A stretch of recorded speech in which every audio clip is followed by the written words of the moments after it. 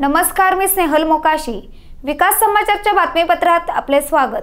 एक नजर टाकूया आजच्या ठळक घडामोडींवर. ठाणे जिल्ह्यात स्वाईन फ्लूचे थैमान, 5 मृत्युमुखी तर 135 जणांना लागण.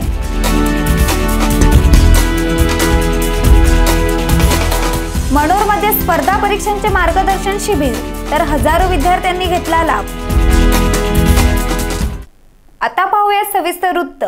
कधी उकाडा तर कधी गारवा अशा प्रकारे वातावरण सतत बदलत असल्याने मागील 13 दिवसात ठाणे जिल्ह्यामध्ये स्वाईन फ्लूने 5 जण मृत्युमुखी पडले असून तब्बल 84 रुग्ण वाढले. जिल्ह्यात आतापर्यंत 135 जणांना स्वाईन फ्लूची लागण झाली असून त्यातील 106 रुग्ण ठाणे शहरातील आहेत. महाराष्ट्र शासनाच्या वन विभागाच्या वतीने वृक्ष लागवडीचा कार्यक्रम आयोजित करण्यात आला होता. गत वर्षाप्रमाणे याही वर्षी 4 कोटी वृक्ष लागवडीचा कार्यक्रम हाती घेण्यात आला असून त्याकरिता वन विभागाच्या कार्यालयाच्या समोरच स्टॉल लावून कमीत कमी दरात विविध रोपांची विक्री करण्यात येत आहे. त्यामुळे जनतेचा उत्स्फूर्त प्रतिसाद मिळतोय. मनोर पालघर रस्त्यावर दोन्ही बाजूला भरवस्तीत गटारे आहेत.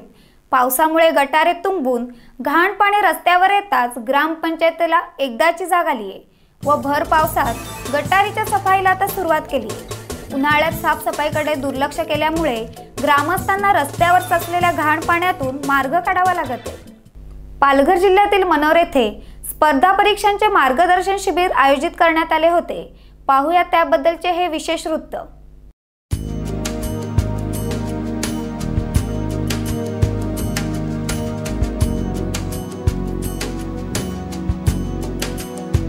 ग्रामीण भागातील विद्यार्थ्यांकडे उत्तम शिकण्याची क्षमता असते. त्यासाठी पडेल ते कष्ट घेण्याची जिद्दही असते. कमतरता असते ती मार्गदर्शनाची. मात्र ही कमतरता ही आदिवासी एकता मित्रमंडळ आणि जनजाती विकास मंच यांनी भरून काढली आहे. या मंडळाने ग्रामीण भागातील विद्यार्थ्यांना UPSC आणि MPSC या स्पर्धा परीक्षांच्या करिअरबद्दल माहिती व्हावी यासाठी कार्यक्रम आयोजित केला होता. MPSC आणि UPSCच्या किंवा कॉम्पिटिटिव्ह एक्झाममध्ये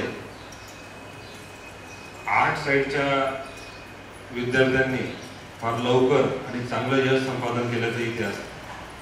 या कार्यक्रमाला प्रमुख मार्गदर्शक हे पालघर जिल्ह्याचे पुरवठा अधिकारी श्री उमेश बिरारी हे लाभले होते. त्यांनी उपस्थित मुलांना मार्गदर्शन केलंय. UPSC मध्ये 3 टप्प्यात परीक्षा घेतली जाते. MPSC ला पण पूर्व परीक्षा आहे, मुख्य परीक्षा आहे आणि मुलाखत आहे. पूर्व परीक्षेमध्ये 2 पेपर असतात दोघंही परीक्षांसाठी. दोन्ही पेपर क्वालिफाय केल्यानंतर मग मुख्य परीक्षेसाठी बोलवलं जातं. मुख्य परीक्षेला 2 ऑप्शनल सब्जेक्ट आहेत दोघंहीसाठी. त्या ऑप्शनल सब्जेक्टचाही चांगला आत्तापासून जर स्टडी केलेला असला तर बाकीचं बर्डन नंतर कमी होतं. आणि मुलाखत आहे. मुलाखत हे 3ही टप्पे पार केले तरच नोकरी मिळेल, म्हणजे सिलेक्शन होतं. अदरवाईज मग पुन्हा नव्याने सुरुवात करावी लागते. UPSC आणि MPSC याच्या 3 टप्प्यामध्ये परीक्षा होतात साधारणतः. कधी परीक्षेची ॲड येते, कधी अभ्यास केला पाहिजे, कधी रिझल्ट येतो. फक्त एक महत्त्वाचं आहे की पूर्वतयारी चांगली असेल तर उपयोग होतो. आत्तापासून जर त्यांनी अभ्यासाचा ध्यास धरला. आता सगळे मुलं जे आहेत ही 12वीची आहेत. आता यांचं 12वीचं वर्ष आहे. याच्यानंतर यांचे कॉलेजचे 3 वर्ष आणि MPSC UPSCचा अभ्यास करायला आणखी 1 वर्ष, अशी 5 वर्ष यांच्याकडे मिळणार आहेत. यांनी आत्तापासून जर अभ्यासाला सुरुवात केली, चांगल्या पद्धतीने अभ्यास केला, सर्वांगीण अभ्यास केला तर निश्चित यशस्वी होतील. यावेळी आयोजकांनी आणि शिक्षकांनी या आयोजनाविषयी आणि कार्यक्रमाबद्दल माहिती दिली आहे. एक तर साधारणतः आदिवासी जे विद्यार्थी आहेत एक छोट्या मोठ्या नोकरीकडे वळतात. आज एवढी स्पर्धा झाली की बाकीच्या आत्ता जे क्लास 2च्या किंवा कुठल्याही ज्या नोकऱ्या आहेत त्या आता अजिबात बंद झालेल्या नाहीत. आत्ता विशेषतः ज्या रोस्टरमध्ये भरपूर जागा आहे, विशेषतः STच्या ह्या शिल्लक आहेत. तिथपर्यंत कोणी जात नाही. तिथपर्यंत हे गेले तर अनेकांना चांगल्या नोकऱ्या मिळतील आणि पुढे हेच विद्यार्थी मोठे जाऊन आपल्या समाजातील विद्यार्थ्यांना मार्गदर्शन करतील आणि त्यांची उन्नती करतील असं वाटतं. 100% फायदा होईल. कारण मुलांमध्ये ती जागरूकता येईल आणि मुलं म्हणजे एक ऑफिसर कसा असतो आणि ऑफिसर झाल्यानंतर त्याचा जे ग्लॅमर असतं ते ग्लॅमर मुलांना माहिती आहे आणि ते ग्लॅमर प्राप्त करण्यासाठी मुलं धडपडतील याची मला खात्री आहे. तर या कार्यक्रमाचा विद्यार्थी वर्गाला काय फायदा होणार आहे आणि विद्यार्थ्यांना या कार्यक्रमातून काय माहिती मिळाली याविषयी विद्यार्थ्यांनी मनोगत व्यक्त केलं आहे. ते सरांनी सांगितलं त्याच्यामुळे आपल्याला खूप फायदा आहे आणि खूप अभ्यास करू शकतो आणि परत आपण कितीही आणि कसेही आत्मविश्वास सरांनी जागृत करून दिला.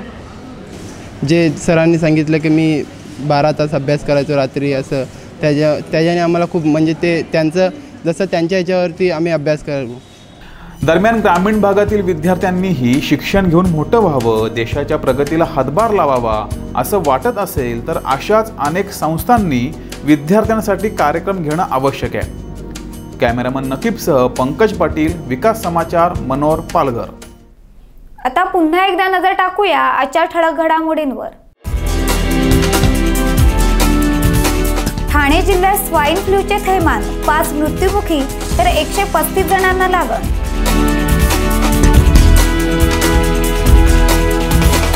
मनोरमध्ये स्पर्धा परीक्षांचे मार्गदर्शन शिबिर तर हजारो विद्यार्थ्यांनी घेतला लाभ. आता वेळ झाली आहे इथेच थांबायची. तुम्ही पाहत राहा विकास समाचार, ध्यास ग्रामीण विकासाचा. नमस्कार.